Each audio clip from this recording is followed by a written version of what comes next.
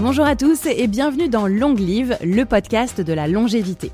Alors, après avoir parlé de la musculation de fond en comble, je vous propose de revenir sur un élément dont on parle beaucoup moins en ce moment, en tout cas médiatiquement, l'endurance, le cœur, les poumons, l'effort long. Est-ce qu'il a toujours sa place dans une recherche de bien vieillir, de bien vivre longtemps et en pleine forme ? Pour cet épisode, je vous propose d'écouter le docteur Fabrice Kuhn. Il est médecin du sport, il est triathlète, trailer. Il est auteur du livre La science de l'endurance, tome 1 et La science de l'endurance, tome 2. Bref, un vrai expert de l'endurance qui vient nous rencontrer ici à Wojo, un espace de coworking où j'ai mes habitudes 2 fois par semaine avec ma team LW. Le cœur, les poumons, l'effort long et la longévité, c'est le thème de l'épisode du jour. Bonne écoute. Bonjour Fabrice. Bonjour Lucie. Merci beaucoup d'avoir accepté mon invitation. En plus, c'est une double invitation puisqu'on a eu des problèmes de neige la semaine dernière. Donc, c'était de l'endurance pour venir jusqu'ici. Effectivement.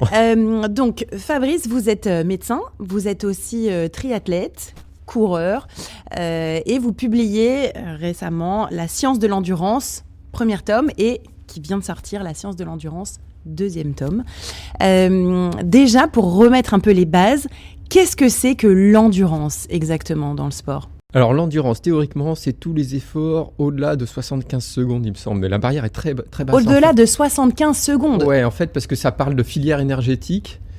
Et au-delà de ces 75-90 secondes, on rentre dans un domaine où on va être plus à fond.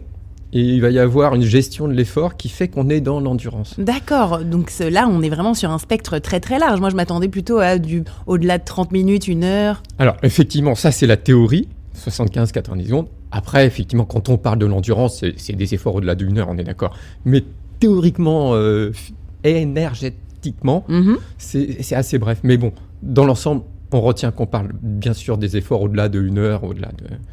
Okay. De ça jusqu'à l'endurance. C'est marrant parce que donc, quand on parle d'efforts d'au-delà d'1 heure, déjà beaucoup de gens vont lever les sourcils en disant « Attends, déjà, 1 heure d'effort, c'est énorme ». Beaucoup de gens, quand ils vont nager, faire du vélo ou courir, déjà ont du mal forcément peut-être à dépasser 1 heure. Parfois, on a tendance à être un petit peu trop dans notre monde. Mais voilà, si on fait peut-être 20 minutes, 1 heure, un petit peu moins, 45 minutes d'effort, on est quand même dans l'endurance. Alors, selon les personnes, on va être dans un effort effectué dans une filière d'endurance. Effectivement, même si on n'est pas dans de l'ultra-endurance, on est quand même dans la filière endurance. Okay. Donc un effort modéré, ce qui nous permet d'être en endurance. Donc en gros, c'est un peu tout effort qu'on peut tenir un peu longtemps, dans lequel on est confortable ou pas. Pas forcément confortable, parce que au bout d'un certain temps, si on reste longtemps en endurance, par exemple si on prend le marathon qui est un effort d'endurance, au bout d'un moment, on n'est plus dans le confort.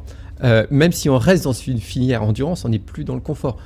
Donc c'est une filière où énergétiquement, on fonctionne avec beaucoup d'oxygène, où on fonctionne avec des lipides, des glucides. C'est une filière un petit peu lente, on va dire, d'énergie. Ok, bon, moi j'ai l'impression que finalement on parle un peu à absolument tout le monde, c'est-à-dire que très peu de gens finalement font des efforts qui font moins de 75 secondes.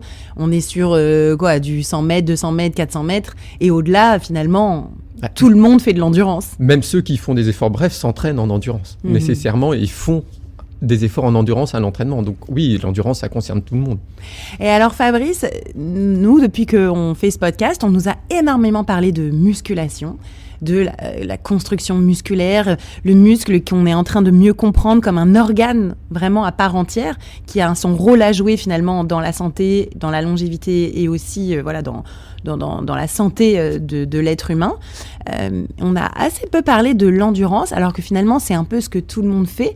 Quelle place a l'endurance ou le sport assez longue durée en général dans la longévité ?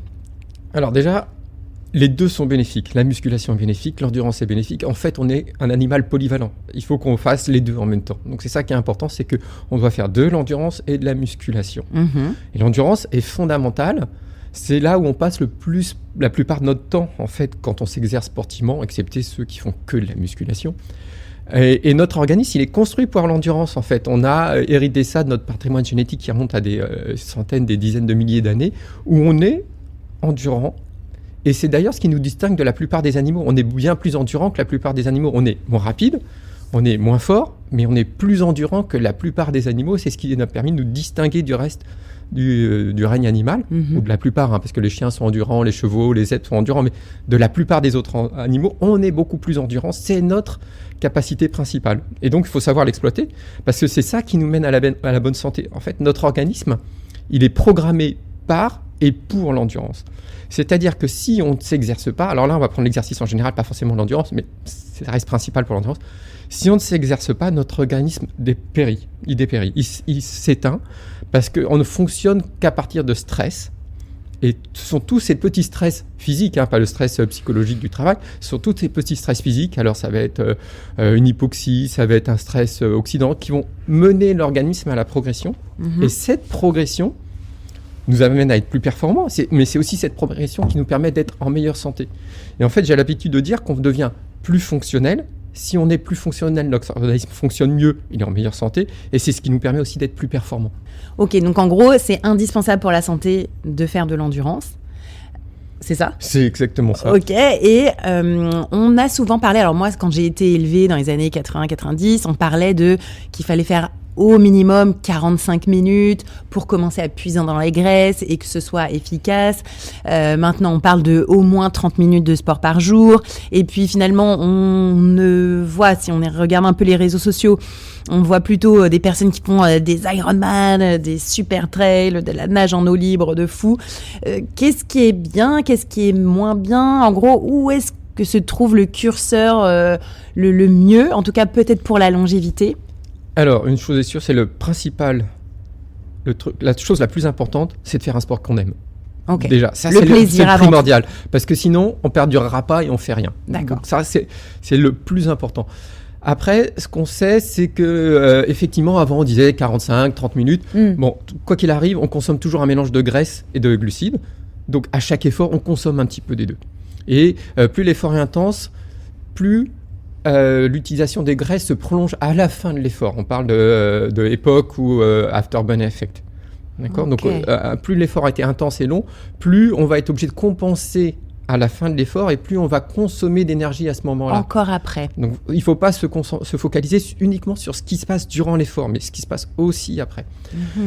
Après, c'est nouveau ça, c'est des nouvelles données. Ouais, ça fait quelques années quand même qu'on sait ça. Après, il y a une autre chose, c'est qu'effectivement, on est en train de revenir sur la durée minimale d'effort. On sait que maintenant, on est descendu à 10 minutes. Et puis maintenant, on sait que même 1 minute, si j'ai pas le temps de faire d'effort, vaut mieux faire 1 minute que rien du tout. Alors, bien sûr, ça sera meilleur d'en faire 1 heure. Mais 1 minute, c'est déjà mieux que rien. Et il ne faut pas décourager les gens qui n'ont pas le temps. Si je n'ai que 15 minutes et que je ne fais que 10 minutes d'effort, c'est déjà quelque chose de pris. D'accord ? Donc ça, c'est important de se dire ça. Bien sûr, on peut faire plus. Et on se rend compte que la mortalité, toutes causes confondues, diminue tout le temps, linéairement, pas tout à fait, mais tout le temps où on augmente le volume d'entraînement par semaine. Okay. C'est-à-dire que si on passe... Alors les minimums bénéfiques, ça serait 2h30, 3h. On commence à avoir un effet sérieux. Ouais, par semaine, on commence à avoir un effet sérieux sur la longévité et la lutte contre la mortalité, toutes causes confondues. Et après, les études comptent jusqu'à 25 heures. Chaque minute ajoutée est bénéfique et diminue la mortalité toute. Jusqu'à 25 heures par semaine. Et même après, parce que l'étude elle s'arrête là, mais ça pourrait même continuer après. En fait, il y a une petite nuance, c'est qu'à partir de 12h30, je crois, la mortalité par cause cardiaque remonte un petit peu, mais la mortalité par cancer continue à diminuer, et ce qui fait que le cumul des deux fait que la mortalité toute cause confondue continue à diminuer. Donc, en fait, finalement, il n'y a pas de maximal. Alors ça, c'est surtout sur les activités d'endurance. D'accord. Il n'y a pas de maximal. Parce que moi, j'avais quand même entendu à un moment donné qu'au-delà de 7-8 heures par semaine, finalement, les bénéfices-risques s'inversaient. Non. Sur la mortalité, toutes causes confondues, ça continue à diminuer. D'accord. Alors, peut-être, est-ce que c'est un bénéfice-risque peut-être sur la santé articulaire ? Toujours pas ? Pareil, articulaire, ça va dépendre du type d'effort qu'on fait. Parce qu'on sait que maintenant, la course à pied est plutôt bénéfique contre l'arthrose des membres inférieurs, donc du genou, de la hanche. Donc ça protège, ça retarde l'utilisation de la pose d'une prothèse éventuelle. On sait que ça protège le dos aussi, alors qu'on pensait que la course à pied était néfaste. Ce qui est plutôt agressif pour les articulations, c'est tous les sports de choc. où l'articulation n'est pas préparée. Quand on court, la foulée, elle est calibrée, on sait à peu près ce qui va se passer, sauf si on tombe dans un trou. Mais il n'y a pas de choc. Alors que tout ce qui va être traumatisant, donc les entorses mal soignées, ou les chocs en rotation, ou les amplitudes extrêmes, vont favoriser l'arthrose. D'accord, donc là, on parle de quoi? De basket, de hand, voilà, de coups, de rugby, de football. Voilà, où on se prend des tacles sur le genou, ce genre de choses. Voilà. Le ski, peut-être, où il y a des risques de chute. Tout à fait. Et chez le coureur, ça peut être l'entorse mal soignée. Donc, il faut toujours rééduquer une entorse de cheville. Je parle de l'entorse de cheville. Il faut toujours rééduquer pour en faire après. Mais tout ce qui est bien fait, en fait, encore une fois, notre organisme, il est fait pour courir.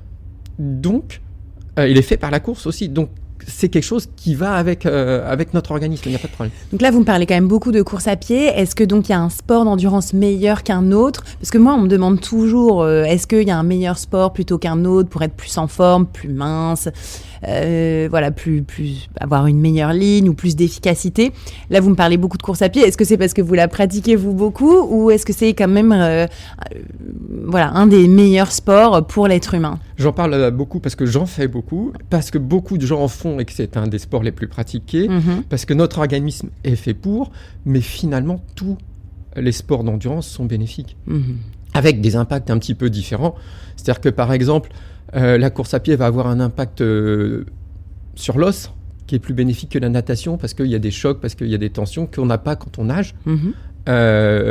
Pareil, sur le vélo, il y a un peu moins de choc, il y a un peu moins d'impact sur le squelette, sur les membres inférieurs, donc c'est un peu moins bénéfique contre l'ostéoporose que la course à pied dans ce topic-là. Mais peu importe le sport, ça reste bénéfique. Okay. Et on peut continuer à courir jusqu'à n'importe quel âge, parce qu'il y a encore ces idées reçues de j'ai 50 ans, j'ai mal au genou, il faut que j'arrête de courir, c'est fini pour moi la course à pied, maintenant il faut que je fasse du vélo, ou maintenant il faut que je nage. Est-ce que ça c'est encore une idée reçue qui a beaucoup, ou est-ce que c'est vrai? Est-ce qu'il y a une part de vérité? Alors dans la plupart des cas, on peut courir plus tard. Parfois il faut s'adapter en fonction de douleurs, de pathologies. On peut mélanger les activités, rien n'empêche de mélanger les activités. Au contraire, d'ailleurs, c'est même bénéfique de faire de l'endurance et de la force, toujours d'associer les deux. On peut déplacer quelques activités sur le vélo, mais courir, c'est toujours bénéfique. Il n'y a pas de contre-indication formelle à la course à pied, en fait. Ok, donc en gros, là, au dîner de Noël, notre beau-frère va nous dire j'ai 50 ans, il faut que j'arrête de courir. On lui dit non. Non, ouais, il faut continuer. Ouais, t'es trop vieux pour courir, ça n'existe pas, en fait. T'es trop vieux pour ce truc-là, ça n'existe pas, il faut continuer. Le seul truc, c'est d'être progressif et de s'adapter à son organisme et d'écouter comment on fonctionne. Peut-être que ce qu'on se rend compte, c'est qu'à partir d'un certain âge, qui est individuel à chacun, on perd de la capacité à récupérer et de la capacité à enchaîner les séances. Et ben dans ce cas-là, il faut peut-être savoir s'adapter et savoir mieux programmer, en fait. C'est-à-dire, plutôt que d'aller courir tous les jours 1 heure, peut-être que je vais être obligé d'aller courir une fois tous les 2 jours, 1 heure, en programmant mieux, peut-être en faisant un peu plus d'endurance, en surveillant mon intensité avec un cardiofréquencemètre, et en gardant des séances d'intensité, mais pas faire 2 séances d'intensité d'affilée. Il faut écouter, ça c'est chacun qui dépend, et écoutez, là je récupère moins bien, il faut que je m'organise mieux. En fait, c'est ça le sportif âgé. Comment on sait si on récupère moins bien, c'est-à-dire quoi? On est trop fatigué, on a des courbatures de fou. Ouais, on le ressent, je suis moins capable d'enchaîner. Le lendemain, je me sens plus fatigué quand je dois aller courir. Je sens que j'arrive pas à courir de la même façon. Voilà, la fatigue générale. Le ressenti, en fait, c'est important. Et en plus, il y a un problème avec le senior, c'est qu'au niveau musculaire, il y a ce qu'on appelle une résistance anabolique. C'est-à-dire que le muscle se construit moins facilement. Le muscle se construit moins facilement quand on est senior, c'est-à-dire au-delà de 35 ans. 40, 50, ça dépend de chacun, c'est progressif. Le muscle se construit plus lentement. Voilà, il ne répond pas aussi facilement aux mêmes signaux. Les signaux, c'est quoi? C'est la musculation et c'est l'alimentation, les protéines qu'on a dans notre alimentation, donc il va répondre moins facilement. Donc parfois, il peut être judicieux de caler un intervalle un peu plus doux pour les muscles, de façon à mieux récupérer, mieux reconstruire le muscle. Et ça veut dire qu'on va perdre en performance ou qu'on peut continuer à quand même avoir des des scores qui nous plaisent, tout en adaptant. Qu'est-ce que ça veut dire ? Parce que finalement, avec l'endurance, il y a un peu cette notion de vieillissement qu'on voit beaucoup avec les sportifs de haut niveau. C'est-à-dire qu'Usain Bolt, lui, il prend sa retraite à 30 ans. Les footballeurs, souvent entre 30 et 40 ans. À part peut-être Ronaldo, voilà, mais bon, c'est un extraterrestre. Quand est-ce qu'on est vieux ? Quand est-ce qu'on peut continuer quand même de progresser, si ça nous fait plaisir de progresser ? Alors moi j'ai progressé jusqu'à 46 ans. Mon meilleur chrono sur marathon il est à 46 ans. Mes meilleurs perfs sur Ironman sont à 46 ans. Donc j'ai progressé jusque là. Après malheureusement on a eu le Covid, ce qui fait que les compétitions ont un peu ralenti et l'entraînement a été un petit peu compliqué pendant la période Covid. Donc j'ai baissé à ce moment-là. Alors quelle est la part du vieillissement, quelle est la part du Covid, quelle est la part de plein de choses, j'en sais rien. Mais on peut continuer à progresser. Alors, ça dépend de quel âge on a commencé, parce que notre marge de progression, elle est variable. Si j'étais très performant à 20 ans, je vais plus performer, ou je vais continuer à performer un peu, mais après, ça va se diminuer. En course à pied, ce qu'on sait, c'est que, c'est valable dans d'autres sports aussi, mais la VO2 max, on va plafonner un moment. Donc, c'est-à-dire les capacités maximales de votre cœur à pomper du sang. Voilà, et à fournir de l'oxygène aux muscles. Voilà, donc ça, à un moment donné, ça plafonne. Vers quel âge ? 30 ans ? Oui, 30, 35 ans, quelque chose comme ça. Après, ça diminue progressivement, plus ou moins progressivement. Si on arrive à l'entretenir en faisant des séances à haute intensité, ça diminue très lentement. Si on se relâche, ça diminue plus rapidement. Si on fait rien du tout, ça diminue très vite. Et si on reprend l'entraînement, ça peut revenir comme avant ? Ça peut revenir, mais on va avoir, en fonction de l'âge, plus on a arrêté tard et plus on reprend, plus ça va être difficile de revenir haut. Donc ce qu'on sait, c'est que ça va baisser progressivement, lentement au début et plus rapidement. Je crois que c'est à partir de 60-70 ans où il va y avoir une chute un peu plus rapide. Mais si on continue à courir, on va gagner en économie de course. Si on continue à s'entraîner finalement. Voilà. Même si et si on continue à s'entraîner, le mécanisme et la foulée pour la course à pied, parce que c'est le plus étudié, continue à s'améliorer. Donc ça va compenser la baisse de VO2 max. Donc en gros, on gagne en technique, on gagne en efficacité de foulée, de sport, mais finalement, même si on nage ou si on fait le vélo, gagner en... Oui, on est meilleur, quoi. On parce que la coordination neuromusculaire se fait de mieux en mieux. Et donc, on ne baisse pas nécessairement tout de suite. On peut continuer à progresser avec ça. Par exemple, il y avait un exemple qui a été publié, c'était Paula Radcliffe, qui a eu le record du monde du marathon. Et en fait, qui a continué à s'améliorer et à battre son record avec toujours la même VO2 max. Et en fait, c'est son économie de course qui s'était améliorée, c'est-à-dire qu'elle dépensait moins d'énergie, moins d'oxygène, moins de calories pour la même vitesse. Et donc, elle a pu continuer à s'améliorer comme ça. Alors moi, j'ai cet espoir de continuer à m'améliorer sur 10 km. Moi, je préfère le 10 km que le marathon, c'est trop long, trop de dialogue interne, mais on va en parler juste après. Au moins, sur 10 km, il n'y a que 45 minutes de dialogue interne, donc ça, c'est plus facile à gérer. Est-ce que c'est possible de continuer à progresser sur comme ça des efforts assez intenses, même après 43, 45 ans, même voire 50 ans? Est-ce que c'est encore possible ou est-ce que vraiment on titille les limites du possible? Encore une fois, ça dépend de notre passé. C'est-à-dire que si j'étais déjà optimal avant, ça va être difficile de progresser. Par contre, si je pars de zéro, nécessairement, je vais progresser. Et donc, il ne faut pas décourager les gens. Il faut se dire qu'il y a toujours une marge de progression, sauf cas exceptionnel, mais on a toujours une marge de progression. Et il faut donc continuer à s'entraîner. En fait, le frein, c'est de se dire, je suis trop vieux, je ralentis, je fais moins de fractionnés, ou alors j'ai des freins dans la vie qui font que j'ai moins de temps, et c'est plutôt ça qui va faire qu'au début, ça baisse. Donc oui, non, il ne faut pas perdre espoir, on peut toujours s'améliorer, et de toute façon, on apprend toujours. Et alors justement, est-ce que cette part de psychologie comme ça, de devoir s'améliorer, parfois ça m'est un peu reproché, on me dit mais pourquoi toujours s'améliorer, c'est déjà bien de faire au moins un peu. Est-ce que le fait de toujours vouloir progresser, ça a un aspect positif ? Pourquoi ? En fait, est-ce que c'est propre à l'être humain ou au final, est-ce qu'à un moment donné, il faut un peu se lâcher la grappe ? Alors pour moi, non. Il faut pas se relâcher, il faut peut-être mesurer, mais il faut sortir de sa zone de confort régulièrement. Et ça, c'est l'ordonnance du médecin. Oui, parce que en fait, comme je l'ai dit tout à l'heure, notre organisme ne fonctionne que par stress. C'est-à-dire que c'est un stress qui le fait progresser.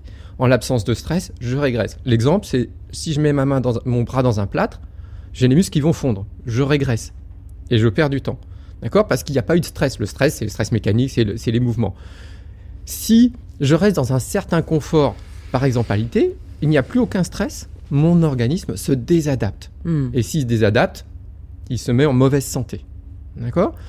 Donc, si je ronronne tout le temps, il ne se passe rien. Il faut que de temps en temps, pas à chaque entraînement, surtout pas à chaque entraînement, mais il faut que de temps en temps, je sorte de ma zone de confort pour créer ce stress ou ces stress, parce que finalement, il y a plein de stress qu'il faut créer, plein de stress différents, donc c'est pour ça qu'il faut varier les efforts, mais ce sont ces stress qui vont nous permettre de nous maintenir en bonne santé et de progresser.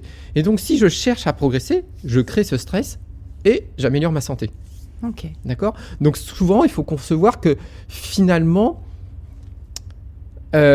comme certains médecins disent, allez promener le chien et tout, oui, c'est mieux que rien, mais c'est pas suffisant pour maintenir une santé optimale. C'est pas suffisant. Il faut sortir de sa zone de confort de temps en temps. De temps en temps, c'est-à-dire derrière. Combien de temps par semaine ou par mois ? Une fois par semaine, une fois tous les 10 jours ou 2 fois par semaine. Ça dépend un peu de chacun, de la façon dont on a de récupérer. Plus on est jeune, plus on peut sortir de sa zone de confort. Voilà. Par contre, ça veut dire que les autres séances doivent être confortables. Et ça veut dire qu'il ne faut pas se dire « Ah bah là, je suis en train de courir tranquillement ou je suis en train de faire du vélo en me promenant. » Ça suffit. Non, ça suffit. Se dire « Je vais trop tranquillement, c'est pas bon. Je vais pas m'améliorer et je vais pas faire. » Si, c'est utile d'être tranquille, mais pas à chaque séance. Par contre, il ne faut pas que chaque séance soit un contre-la-montre. Donc, il faut varier, parfois de l'endurance fondamentale, comme on appelle ça, très confortable. En étant capable de parler, de discuter. Parfois du très intense, intense court, intense long. Voilà, tout à fait. Et parfois de la musculation facile et parfois de la musculation dure. Voilà, exactement, c'est ça. Et les étirements, alors on en parle ou pas ? Est-ce que ça fait partie de l'endurance ? Est-ce que ça favorise l'endurance ? Moi, je trouve que finalement, c'est un peu la donnée qui est la plus controversée. Les étirements, la mobilité, on ne sait pas vraiment. Alors, ou est-ce qu'on sait, ça y est ? On sait que dans la plupart des cas, les étirements ne préviennent pas la maladie, ne préviennent pas les blessures, ne favorisent pas la récupération comme le pensait avant. Par contre, s'interdire de s'étirer, c'est pas une bonne idée. En fait, il y a une espèce de courbe en U. Il faut un peu de souplesse, mais pas trop. Parce que si on a trop de souplesse, on a des articulations qui deviennent trop laxes et qui peuvent se blesser. D'accord. C'est intéressant ça. Donc, il ne faut pas non plus être trop souple. Non, pas être trop souple. L'être un petit peu et pas être complètement rigide. Par contre, il y a certains sports où avoir un peu plus de souplesse et d'avoir des étirements est très utile. Par exemple, si on prend le coureur de 400 mètres haies, il faut qu'il ait une certaine souplesse dans ses ischio-jambiers parce que sinon il va se blesser. Bien sûr. Chez le gymnaste, chez la danse, il faut s'étirer un petit peu parce qu'on en a besoin pour son activité. Donc ça dépend du sport. En endurance, la plupart du temps, on n'a pas besoin de s'étirer. Ce n'est pas profitable. On pense même que ça pourrait être un peu délétère juste après l'effort si on tire sur des fibres musculaires déjà traumatisées. Ou alors si on est vraiment trop souple, parce qu'en fait, si on est hyper laxe, on risque de se faire des entorses. C'est ce qu'on disait. Mais voilà, on est dans 2 domaines différents. Après... Et pourtant, c'est quand même très agréable. Enfin, moi, je le vis moi-même. Quand je fais une séance de yoga, ça me fait énormément de bien de m'étirer. Donc, généralement, quand le corps nous dit que ça nous a fait du bien, c'est quand même... Après, scientifiquement, on l'explique peut-être plusieurs années, dizaines d'années plus tard. Il y a quand même ce bénéfice, non ? Parce que beaucoup de personnes, même qui vieillissent, ressentent les bénéfices de l'étirement. Alors, est-ce que c'est les bénéfices de l'étirement ou est-ce que c'est les bénéfices de l'assouplissement ?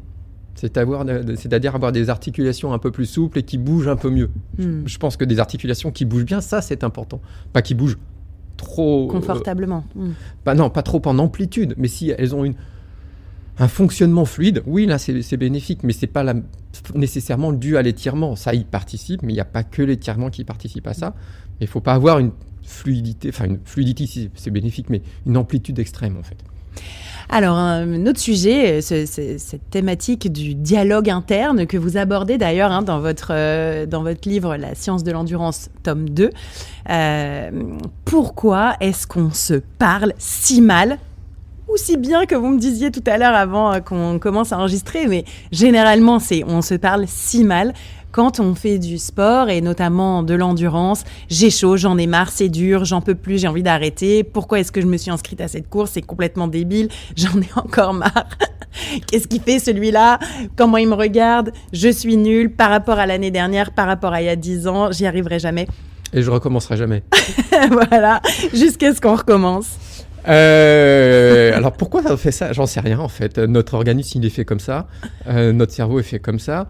Par contre, ce qu'on sait, c'est que ça a un impact sur notre performance. Ce qu'on sait, c'est que on est très influençable par ce qui se passe autour de nous. Par exemple, j'avais vu une étude, mais je l'ai pas retrouvée. J'avais vu une étude qui disait que sur course à pied, quand on se retrouvait avec beaucoup de foule autour de nous, on accélérait. Mhm. Éventuellement, ça pouvait nous mettre en danger parce que si on allait trop à haute intensité, on pouvait avoir des problèmes cardiaques si on était mal portant. Et donc, ils conseillaient de mettre des soignants plutôt aux endroits où il y avait de la foule. Mais je n'ai pas retrouvé l'idée. Oui. Après, on sait aussi que si les gens nous sourient, on est plus efficace. Si les gens nous encouragent, on est plus efficace. On sait que si nous, on sourit, on est plus efficace. Tout à fait, ça c'est énorme. Mais par contre, il faut que ça soit un vrai sourire. C'est-à-dire qu'il faut que ça engage les yeux, il ne faut pas que ça soit un sourire de façade, il faut que ça soit un vrai sourire.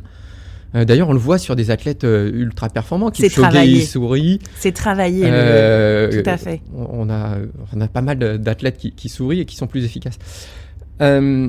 Et on sait qu'on peut influencer là-dessus. Il y a des études qui montrent que si on se parle, si on prépare nos phrases en amont, alors les phrases, il faut les tester. C'est plutôt des phrases où on se tutoie, c'est plutôt des phrases positives. On les teste, on les note sur un carnet et on les réutilise après si on a trouvé qu'elles étaient performantes. Donc en gros, il faut préparer son dialogue interne. Ouais. Par exemple, quand on sait qu'on va aller faire un fractionné, que ça va être dur, on se prépare mentalement, on se prépare des phrases qu'on va se dire pendant l'effort. Oui, alors ça peut être le fractionné dur, ça peut être l'occasion de préparer les phrases ou de les préparer en amont pour se fractionner. On peut l'utiliser des deux façons. Mais oui, on améliore nos performances grâce à ça parce que... en fait, la performance, comme on disait tout à l'heure en introduction, l'endurance, c'est une gestion de l'effort. D'accord ? C'est tout en gestion. Donc, dans la gestion, il y a la pénibilité de l'effort. Et si on arrive à introduire des choses qui nous permettent de tromper cette pénibilité de l'effort et de rendre l'effort moins pénible, on va améliorer les performances. Parce que la performance, ça dépend de chacun. Hein. C'est pas forcément d'être le plus rapide, c'est son intensité personnelle. Bien sûr, c'est son champion du monde de son monde. Voilà. L'intensité, en fait, l'intensité qu'on est capable de délivrer, c'est un équilibre entre la pénibilité de l'effort et la récompense. La récompense, ça peut être une récompense monétaire, ça peut être une médaille, ça peut être l'estime de soi, voilà, la fierté, la chose ça. Et donc, tant que la pénibilité de l'effort est inférieure à ce qu'on perçoit de la récompense, on continue à s'exercer à l'intensité qu'on désire. Si la pénibilité surpasse la récompense, eh ben on va se désengager. Se désengager, c'est quoi ? C'est soit je m'arrête, je marche, c'est soit je ralentis sévèrement. D'accord ? Et donc, il faut trouver le bon équilibre entre la pénibilité de l'effort et la récompense. Sachant qu'il y a beaucoup de choses qui peuvent intervenir. Et le dialogue interne, l'autodialogue, permet de moduler la pénibilité de l'effort ou éventuellement d'influer sur la récompense. Et ça permet d'introduire des choses qui vont nous permettre de calmer cette pénibilité de l'effort. Par exemple, mais on peut le calmer autrement aussi. Par exemple, si on s'exerce sous la chaleur et qu'on met des glaçons dans les mains, on va améliorer les performances. Pas parce que le corps diminue en température, parce qu'on perçoit autre chose qui nous permet de diminuer la pénibilité de l'effort. Et donc, l'autodialogue participe à cela. D'accord. Et alors, c'est quoi ? On se parle donc à la personne en se disant « tu », en se disant « je ». On s'auto-convainc, c'est des mantras qu'on se récite. Moi, je travaille énormément ça, par exemple. Se réciter des mantras plein de fois, en y croyant. Genre, je suis très contente d'être là, je suis une grande coureuse, j'adore courir et vraiment, j'ai bien fait de venir. Ce genre de choses, par exemple, je me répète comme ça. Est-ce que c'est ça qu'on se dit ou est-ce que c'est encore d'autres choses ? Alors, déjà, on se tutoie. On se tutoie. D'accord. Comme ça, on a une vision extérieure. On se dit tu, on se dit pas je. On se dit tu. Ok. Et sur des épreuves d'endurance un peu longues, ce qu'on remarque, c'est que tout ce qui est instructionnel, ça marche plutôt en début d'épreuve. C'est-à-dire, place-toi bien, sois bien gainé, pose bien tes appuis. Ta cadence, lève ta poitrine. Prends bien ton appui en natation, tout ça. Donc ça, c'est plutôt pour le début. Et à la fin, c'est plutôt des encouragements. C'est bien ce que tu fais, tu vas être fier de toi. Voilà. Donc vas-y, ma belle, continue. Voilà, on fait un petit peu comme ça. Ok. Et donc vous dites quoi alors? Parce que vous êtes triathlète, vous savez ce que c'est que de l'effort de très longue endurance, et quand on en est à sa course alors qu'on a les jambes comme ça de vélo et qu'il faut encore envoyer, vous dites quoi? Alors, moi, j'essaye déjà, alors comme je suis triathlète et trailer, par exemple, sur la dernière épreuve que j'ai faite, qui était du trail, j'essaye de retarder le cercle vicieux où je vais commencer à marcher. Le cercle vicieux où je vais commencer à marcher. Parce qu'une fois que j'ai commencé à marcher une première fois, il est facile de marcher une deuxième fois, et une troisième fois, une quatrième fois. D'accord. Alors que si j'ai pas marché, et tant que je m'autorise pas à marcher, je perds du. D'accord. Par exemple, sur Ironman, en fait, je m'autorise pas à marcher sur le marathon, sauf au ravitaillement. Ok. D'accord. Et voilà, j'essaye de maintenir ça parce que ça me permet de maintenir une cadence. Après, les phrases que j'ai, c'est surtout sur le vélo où j'essaye de bien me positionner, de garder la position au début. Et la course à pied, c'est plutôt la fin. Là, c'est plutôt d'encouragement. Ok. Et autre chose, c'est que je fractionne mon épreuve en fractions, du coup, en petites périodes. Alors, Tous sur les 5 Ironman, kilomètres. voilà, ça dépend du tour, ça dépend de la distance. Sur trail, ça peut être un ravitaillement. Sur Ironman, ça dépend si on a plusieurs boucles ou pas. Et parce que si on reprend notre modèle de tout à l'heure, la récompense, si c'est le prochain ravitaillement, elle sera plus proche. D'accord. Et donc, la pénibilité sera plus tolérable parce que la récompense, elle est proche. Et je passe de l'une à l'autre comme ça. D'accord, donc la récompense, c'est de marcher un peu pendant le ravitaillement. Par exemple, ou ça peut être de manger, ou ça peut être de boire, ou ça peut être d'avoir franchi une étape. En fait, et ça, tiens, je vais boire ça, je me focalise un peu là-dessus. Je me focalise ainsi avant un petit peu sur l'alimentation. Qu'est-ce que je vais faire à ce moment-là? Qu'est-ce que je vais prendre? Tiens, ça, je l'ai gardé pour ce moment-là. Ça peut être sur ma dernière épreuve, comme c'était dans le désert, j'avais pris des bidons où au début je buvais menthe et citron, puis à la fin j'ai fait menthe citron. En fait, ça faisait un peu mojito, c'était ma récompense, j'allais avoir autre chose. ça changeait autre chose. J'adore le mojito du trailer.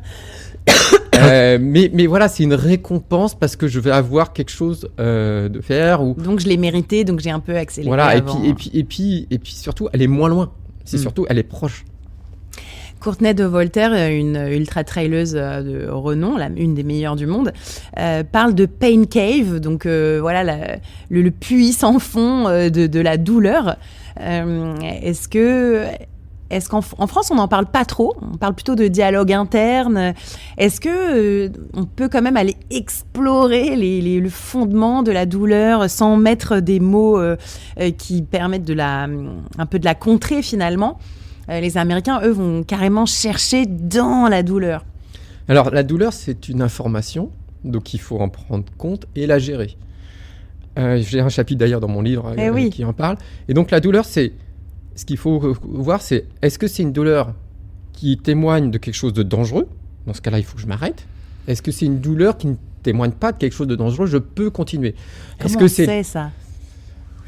Ça, c'est si c'est la douleur parce que je suis tombé et que j'ai extrêmement mal et que ça fonctionne plus, peut-être que il faut que je m'arrête là.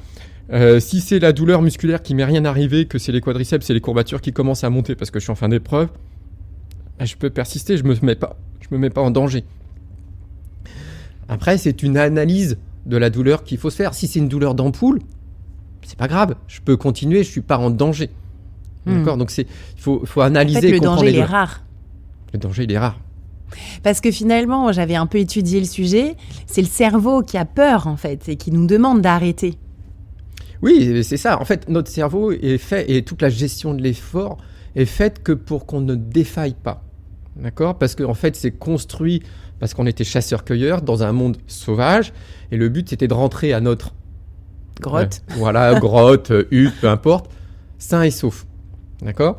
Et donc, notre gestion de l'effort, c'est ce qui permet d'anticiper la défaillance générale. D'ailleurs, sur un marathon, il y a le mur, éventuellement, on peut percuter le mur, 32, 33e kilomètre, mais la plupart, ils sont capables de sprinter sur les 100 derniers mètres. C'est qu'ils n'étaient pas en défaillance, pourtant ils étaient dans le mur.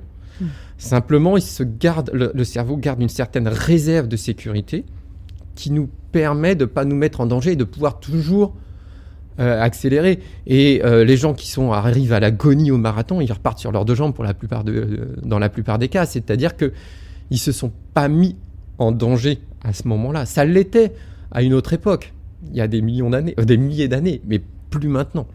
Comment est-ce qu'on arrive à faire cette distinction ? Parce que moi, je l'ai encore vécu. Finalement, j'ai fait le semi-marathon là.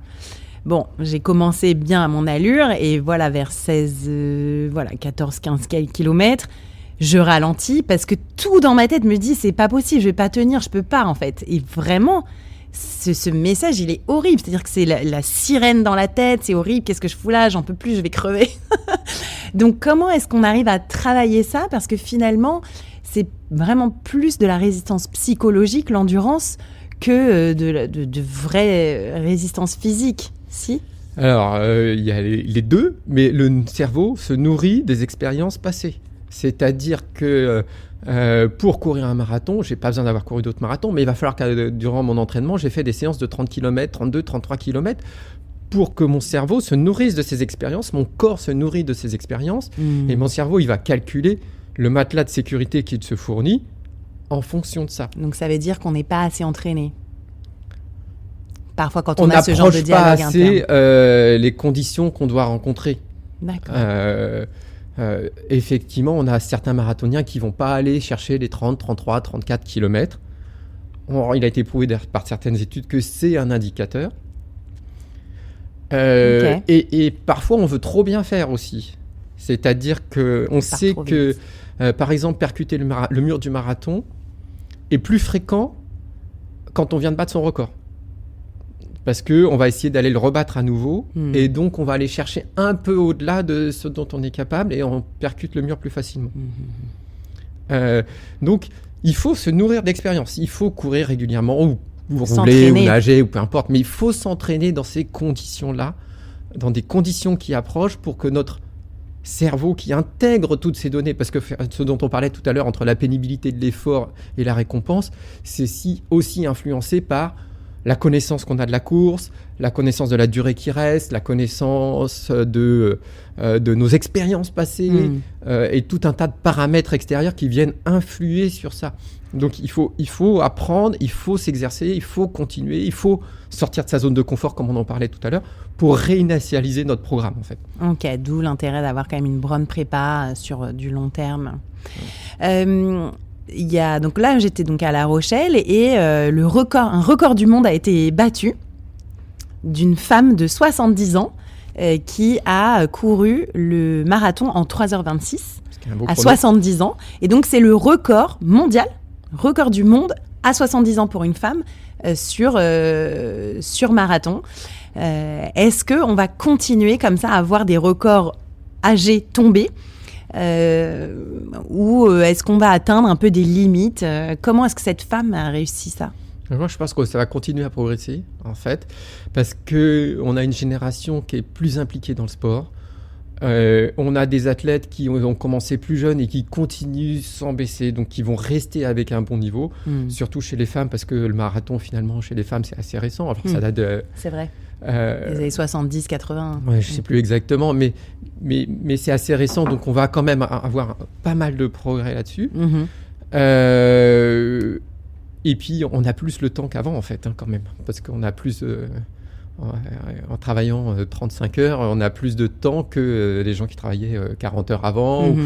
Moins physique. Et puis, on n'a plus le même frein. Les mêmes freins qu'on avait avant, de se dire, on en a parlé, qu'est-ce que c'est plus de ton âge, alors on l'a encore, mais on l'a de moins en moins. Et les meilleurs accompagnements aussi. Oui, et puis les scientifiques ont plus tous, pas parce qu'il y en a quelqu'un qui l'ont encore, cette vision, et donc rien ne nous interdit d'y aller.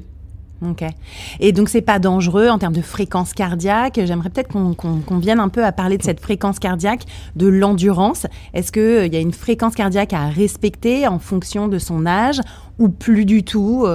Avant, on parlait de ne pas dépasser 220 moins son âge pour les femmes, 200 moins son âge en fréquence cardiaque pour les hommes. Est-ce que ça, c'est des données qui sont un peu vieillottes ? Ça, c'est entaché d'erreur parce que même jeunes, on n'a pas tous la même fréquence cardiaque maximale. Et il m'est arrivé de voir des athlètes à qui on disait faut que tu t'entraînes, qui avaient calculé 220 moins âge et qui finalement avaient une fréquence cardiaque qui était réelle, maximale, qui était bien au-delà. Donc en fait, l'idéal, c'est de faire une épreuve d'effort.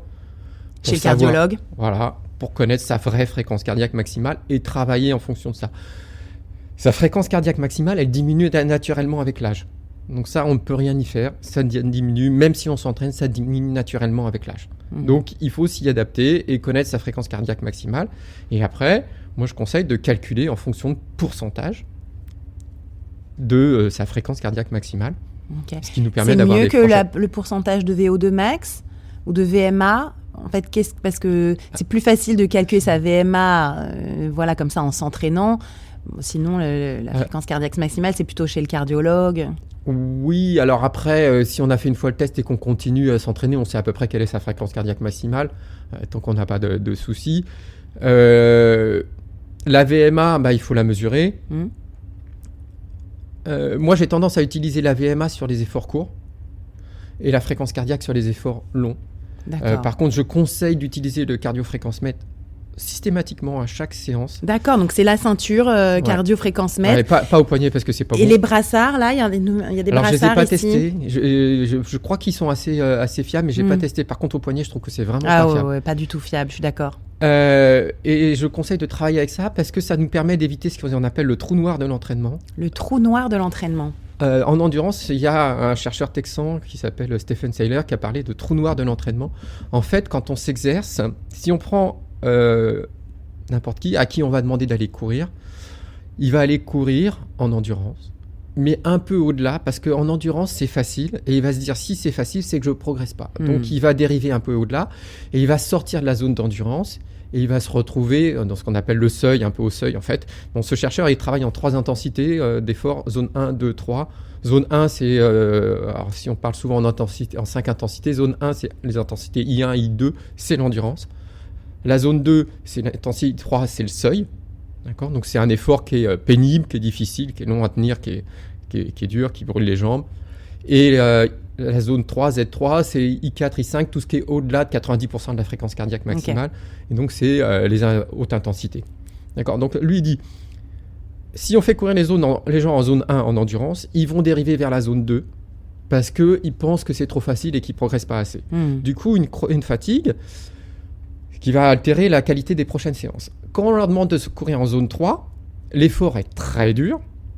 Et du coup, ils vont descendre un peu en zone 2 parce que c'est trop dur. Et donc la zone 2, c'est le trou noir de l'entraînement qui attire tout le monde. Parce que tout le monde va, soit parce que c'est trop dur, soit parce que c'est trop facile, dériver vers ça.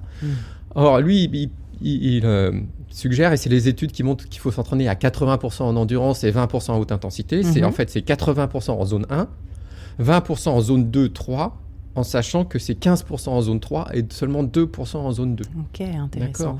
Et donc lui, il dit, voilà, les zones qui sont les plus utilisées, enfin les plus importantes pour progresser, c'est la zone 3 et la zone 1. C'est-à-dire vraiment les sprints, les 400 mètres. Voilà, et enfin c'est à partir de 8 minutes à peu près. 8 minutes. Ouais, jusqu'à 8 minutes. D'accord, ok, donc ça peut être des 1 ou 2 kilomètres à fond, quoi. Voilà, et que ça permet d'aller chercher, c'est ce qu'on appelle l'entraînement polarisé, d'aller chercher l'entraînement qui est efficace en zone 1, tranquille, et l'entraînement qui est efficace en zone 3. Ça ne veut pas dire qu'il faut exclure l'autre zone, mais la zone 2, il faut quand même y aller, mais moins. Ce n'est pas celle qui est la plus profitable, parce que c'est celle dont le rapport bénéfice-fatigue est la moins intéressante. Ça fatigue trop par rapport... D'ailleurs, dans le modèle dont on parlait des chasseurs-cueilleurs, c'est une intensité qui est pénible, qui consomme beaucoup de glucides. Quand on était chasseur-cueilleur et que les glucides, il fallait les cueillir et pas les acheter dans le supermarché, on n'en avait pas beaucoup. Et donc, il ne fallait pas trop aller dans cette zone pour ne pas l'utiliser, cet excès de glucides, et pas se mettre en danger ultérieurement. Et c'est peut-être pour ça que cette zone est pénible. Alors justement, parlons un peu alimentation et endurance. Est-ce qu'on reste dans l'endurance fait maigrir, on puise dans les graisses il faut s'entraîner à jeun, ça fait perdre plus de graisse. Maintenant, on parle aussi de, bien sûr, il faut s'alimenter pendant qu'on fait de l'effort pour pouvoir continuer et être bien et justement pas avoir ce dialogue interne qui nous tire vers le bas. Où est-ce qu'on en est de l'alimentation, de l'endurance en termes et de perte de poids, parce que c'est quand même aussi beaucoup ce que les gens recherchent, et en termes de performance? C'est vaste. Alors déjà, faut pas toujours rechercher la perte de poids. Moi, ce qui m'intéresse, c'est de rendre l'organisme fonctionnel. On en a parlé tout à l'heure. Si mon organisme fonctionne mieux, je suis plus performant et je suis en meilleure santé. C'est pas la perte de poids qui importe, c'est le fonctionnement de l'organisme. Deuxième chose, c'est que on peut rester au même poids et s'affiner, parce que les graisses sont plus légères par volume que le muscle. D'accord, donc finalement, on peut garde le même poids, on prend un peu de masse musculaire, on perd un peu de masse grasse, et on a le même poids, mais par contre, la répartition des masses est différente. Et on a une meilleure silhouette. D'accord ? Donc, c'est pas ça qui prime. Par contre, oui, tout effort fait perdre du poids si on ne compense pas derrière. D'accord ? L'idéal, c'est quand même d'associer encore une fois les trois, endurance, sprint et musculation. Musculation, parce que si on construit du muscle, c'est eux qui consomment les graisses, les glucides, l'énergie, et que si on a plus de muscles, les glucides qu'on consomme, ils vont aller dans les muscles et pas construire du gras. D'accord ? Le sprint, pourquoi ? Parce que ça améliore la capacité cardio-respiratoire, ça améliore la vascularisation et ça permet aussi d'avoir ce qu'on en parlait tout à l'heure, l'afterburn effect, c'est-à-dire la consommation de lipides après l'effort de graisse, après l'effort qui persiste. Ça, c'est hyper intéressant. Je pense que personne n'en parle vraiment de ça. C'est-à-dire qu'en fait, finalement, quand on fait du sport régulièrement, surtout de l'intensité, on continue à consommer énormément de calories un peu au quotidien sur les heures qui suivent. Tout à fait. Et l'endurance, on consomme beaucoup de graisse aussi pendant qu'on est en endurance. Donc, en fait, il faut faire les trois. Après, ça ne fonctionne pas tout seul. C'est-à-dire qu'il faut manger de qualité. D'accord ? Donc, il va falloir... Et puis, on a tous un métabolisme qui est différent aussi. Donc, c'est des moyennes. Il faut manger de qualité. Et ça, c'est très important. Alors, l'avantage, c'est que de manger bien pour l'endurance et manger bien pour sa santé, c'est quasiment pareil. La variable d'ajustement, ça sera les féculents finalement, les pâtes, pommes de terre et compagnie, parce que c'est ça qui apporte beaucoup de glucides. J'en ai besoin de plus si je m'entraîne beaucoup, parce que je vais avoir du mal à trouver suffisamment de glucides dans la salade. Je suis excessif, mais c'est le principe. Mais finalement, faire du sport et notamment de l'endurance, ça quand même augmente l'appétit. On est d'accord avec ça ? Alors, pas toujours. Ouais, la haute intensité, parfois, ça peut bloquer l'appétit aussi. Okay. Il y a des séances après à lesquelles on a moins faim. Donc, parce que ça nous a remué. C'est compliqué la faim en fait, parce qu'il y a quand même beaucoup d'hormones et de molécules qui entrent dans la gestion de la faim, que c'est compliqué de savoir quel est l'impact qu'on va avoir réellement dessus. Mais donc, il est important de bien manger. Donc manger, c'est le régime méditerranéen, donc abondance de légumes, de fruits, un peu de viande, un peu de poisson, des noix, amandes, noisettes, des légumineuses, plutôt des céréales complètes plutôt que blanches. Tout ce qui fait qu'on mange de qualité. Et surtout, ce qui est essentiel, c'est de manger vrai. C'est-à-dire de manger des aliments qu'on cuisine et des aliments qu'on peut préparer et pas des plats tout faits. Donc ça, c'est ce qui prime. En fait, ce qui prime la plupart des régimes santé, c'est manger vrai. C'est ça qui fait la jonction entre tous les régimes santé. Ok. Et en termes d'endurance, pour l'alimentation, vous conseillez aux gens, même qui ne s'entraînent pas forcément pour des marathons, de manger pendant l'effort. Est-ce que ça, c'est quand même quelque chose qui permet de garder l'envie aussi, de durer ? Est-ce que s'entraîner à jeun, ça peut être contre-productif ? Ou est-ce qu'il faut aussi un peu mélanger les deux, parfois à jeun, parfois manger pendant qu'on s'entraîne, parfois rien ? Alors, il y a beaucoup de choses à faire là-dessus, avec une grande variété. Si je vais courir une demi-heure, si je vais faire 1 heure de vélo, ça sert à rien de manger. Même avant ? Ah si, je m'alimente avant. Ok. Je mange normalement avant, mais c'est pas une demi-heure d'effort ou 1 heure de vélo qui vont me mettre en dette et qu'il va falloir compenser. Si je fais un marathon, si je fais là, oui, j'ai besoin de m'alimenter pendant mon marathon. Alors, ce qu'on conseille, c'est 50 à 80 grammes de glucides par heure d'effort. Pour se rendre compte, une barre de céréales, un gel, une banane, c'est à peu près 20 grammes. D'accord ? Donc, c'est énorme, en fait. Ça veut dire qu'il faut prendre 3 gels par heure. C'est énorme. Bah oui, 50 grammes, c'est à peu près... Ouais. Sauf que si on pense, on prend une boisson de l'effort en même temps, il y en a une partie qui est là. Après, il faut savoir que maintenant, sur des hautes performances, les triathlètes, ils montent jusqu'à 150 grammes de glucides par heure d'effort. Donc, on est sur des quantités énormes. Tu fais que de manger, en fait. Tu cours, tu manges. C'est un concours de bouffe aussi. Mais ils sont entraînés pour. En fait, ils s'entraînent pour ça. Et donc, ils ont amélioré leur capacité intestinale. Ils ont un entraînement digestif qui leur permet de supporter ça. Un entraînement digestif. Oui. S'entraîner à jeun, est-ce que c'est bénéfique ? Oui et non. On va consommer un peu plus de graisse, c'est vrai. Mais l'impact réel sur la perte de poids, à long terme, il n'est pas flagrant. Puisqu'on reprend après quand on s'alimente derrière. Si on veut faire quelque chose dans ce genre-là, c'est ce qu'on appelle l'entraînement à glycogène bas, qui est un peu plus extrême. C'est-à-dire, on fait une première séance d'entraînement, plutôt à haute intensité. Et donc là, on vide le glycogène musculaire, donc celui qui est dans les muscles. Le glycogène, c'est la forme de stockage des glucides. Donc on vide le glycogène musculaire et la baisse du glycogène musculaire est un signal adaptatif. C'est un stress dont on parlait tout à l'heure. C'est un stress adaptatif qui fait qu'on va fabriquer plus de mitochondries et qu'on va améliorer nos capacités à utiliser les graisses. D'accord ? Si on ne mange pas après cet effort, le glycogène musculaire reste en bas. Donc on laisse les adaptations se faire. On s'entraîne une deuxième fois, après, donc plusieurs heures. Soit on le fait le matin, le soir, ça s'appelle bicotidien, soit on le fait le soir et le matin, ça s'appelle sleep low, dormir en bas. Train high, sleep low. Ouais. Et on s'entraîne à baisser encore le glycogène musculaire et on maximise encore les adaptations et on fabrique encore plus de mitochondries en sécrétant des molécules biochimiques qui sont des nœuds adaptatifs qui enclenchent plein d'adaptations. Donc ça, c'est un des stress qu'on peut manipuler facilement. Et donc, après, on remange. Par contre, il faut comprendre que cette façon de faire, c'est pas une façon de baisser l'alimentation au quotidien. On mange autant au quotidien, on répartit autrement autour de la... Bon, là, on est quand même dans les entraînements un peu extrêmes. Mais par contre, c'est pour montrer la différence avec l'entraînement à jeun, c'est qu'à jeun, on a baissé le glycogène du foie dans la nuit, parce que le foie a fourni les glucides pour le cerveau. D'accord, pendant la nuit, mais les muscles, ils n'ont rien fait, ils n'ont pas consommé de glycogène musculaire. Donc or, c'est le glycogène musculaire qui est adaptatif.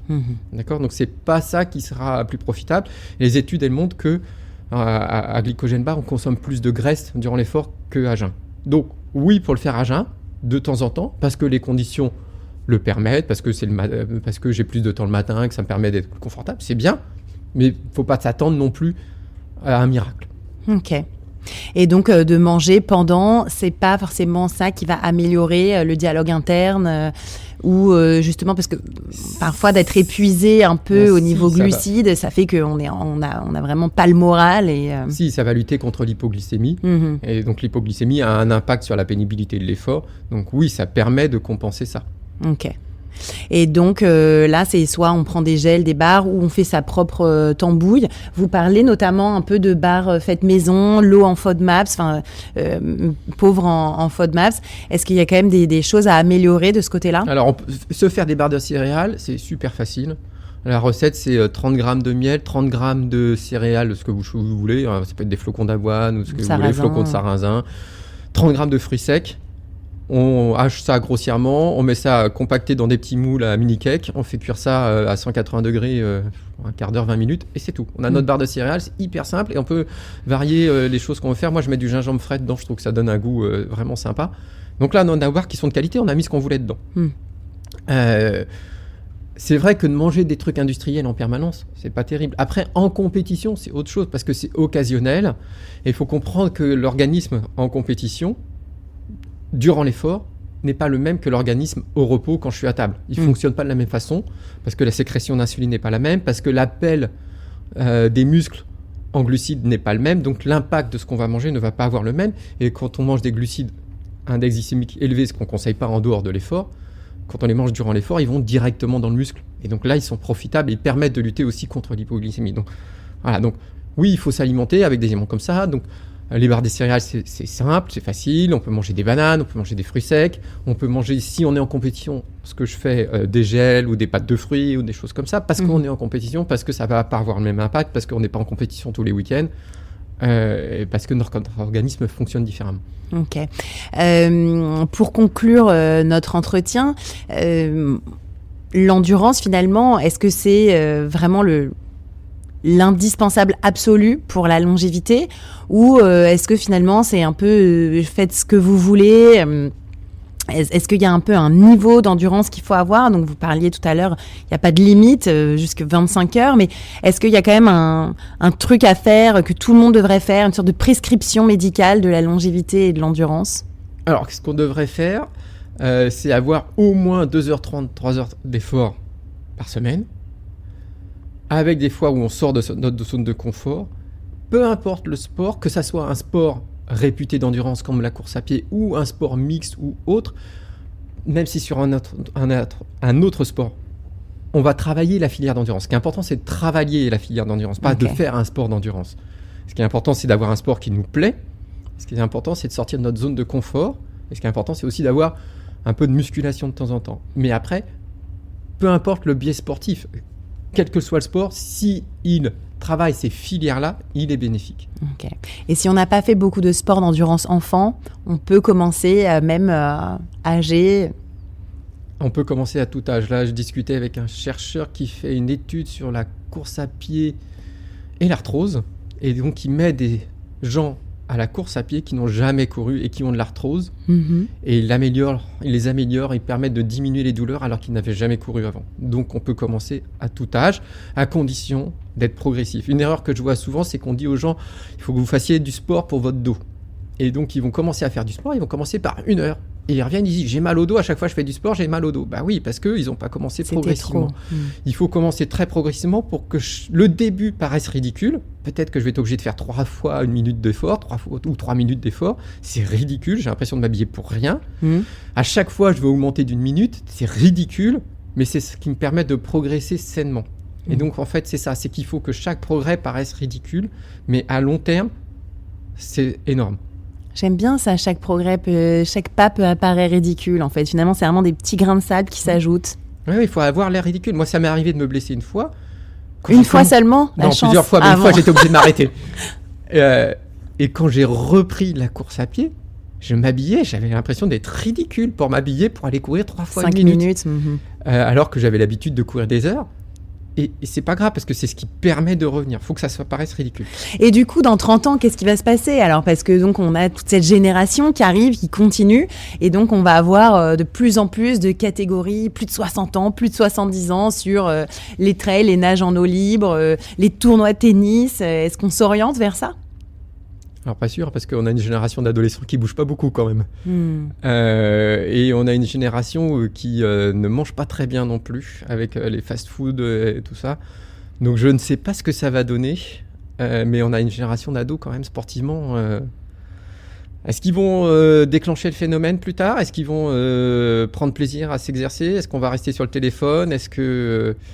parce que si on s'exerce et qu'on a le téléphone qui sonne, ça arrête tout le monde.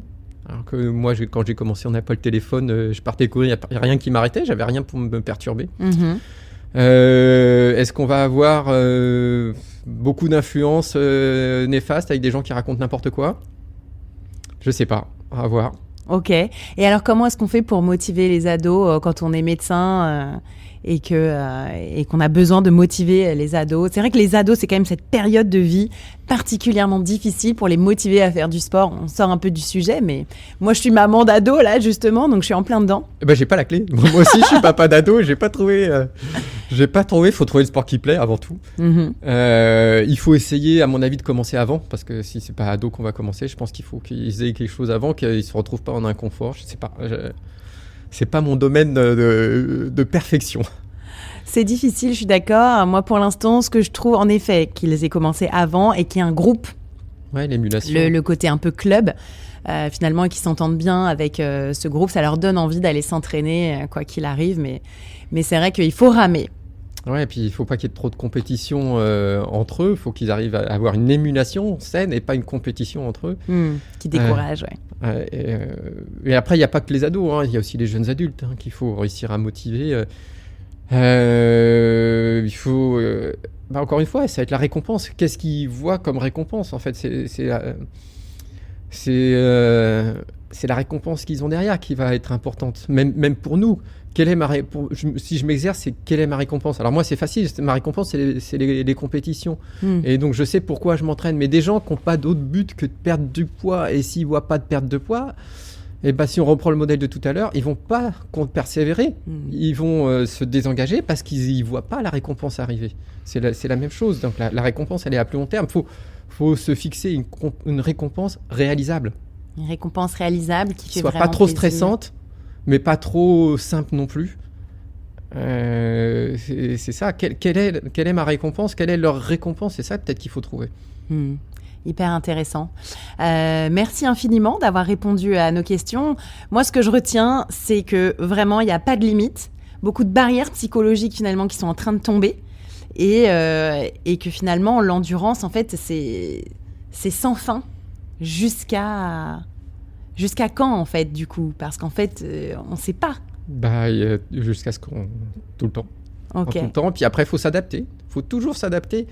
Et ma performance, bien sûr, à 80 ans, je ne courrais pas aussi vite que maintenant, mais peut-être que je pourrais faire autre chose.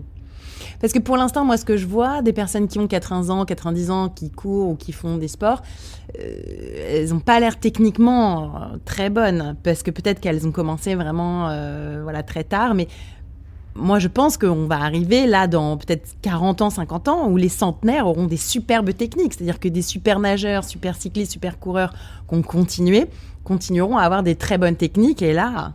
Ouais, alors on le verra peut-être plus tôt. Peut-être on le verra dans 20, 30 ans quand on est des athlètes qui ont 50 ans maintenant. Oui, comme les Kilian Jornet, ou peut-être les Paula Radcliffe qui vont continuer à 70 ans, 80 ans à être superbes. Alors, est-ce que c'est sur eux qu'il va falloir se fixer ou sur les athlètes plutôt intermédiaires? Parce que les athlètes très haut niveau, élite, peut-être parfois ils relâchent vraiment et on a eu marre. Ouais, une saturation, alors que sur des athlètes un petit peu intermédiaires, il faudrait voir ce que ça va donner plutôt. Ok, donc finalement on va devenir champion du monde.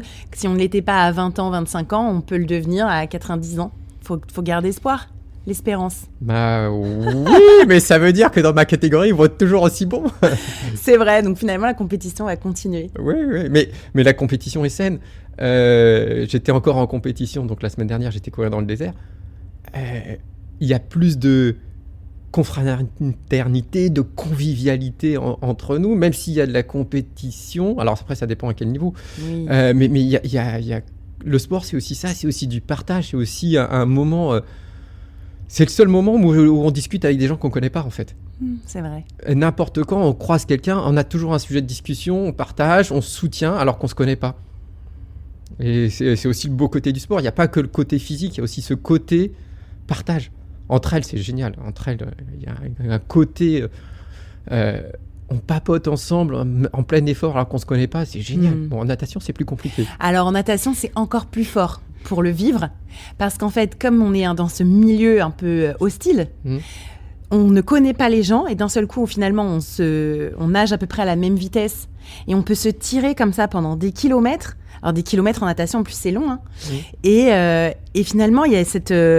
comme il n'y a pas de verbal, il y a encore plus de sensitif, et vraiment ce côté de ce rapprochement encore plus intense, que j'ai vraiment vécu. Le verbal, il vient après aussi. Exactement, et finalement, on a vécu un truc, genre, on s'est tiré pendant 2 kilomètres sans se connaître, il est d'une autre nationalité, et en fait, on se regardait pour être sûr que l'un l'autre, ça allait, parce qu'il y avait des vagues et tout, et donc on a vécu un truc extraordinaire, sans se connaître, hyper émouvant.